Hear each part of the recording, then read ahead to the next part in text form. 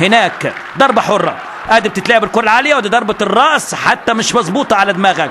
هنا مين اللي يضغط في نص الملعب؟ ما تلاقيش حد خالص، بغرابه خدوها جدا. ادي نص الملعب بتاع النادي الاهلي فاضي، نخلي بالنا نخلي بالنا نخلي بالنا.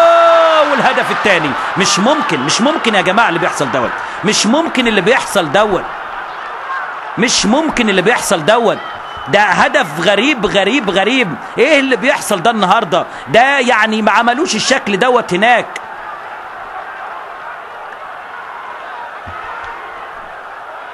هدف تاني بغرابة شديدة في ظل اندفاع الهجومي للنادي الاهلي. لا، مفاجأة مدوية، مفاجأة مدوية في كل انحاء القارة الافريقية الحقيقة. حتى الان يتقدم كانو بيلرز على النادي الاهلي في استاد الكلية الحربية هدفين دون رد. مفاجأة كبيرة جدا جدا، عملها كده كأنها تشيب باص. اللاعب رقم 11 ربيع بن علي حطها كأنها تشيب باص من فوق الجميع، وكان متقدم سنة، كان متقدم خطوتين ثلاثة. ادي هنا ربيع بن علي يا دوبك خطفها من تحت لفوق وحطها ساقطة علشان يفرح بهذا الشكل الغريب. هدف غريب غريب، لكن استغلال لمنطقة وسط الملعب في ظل اندفاع هجومي من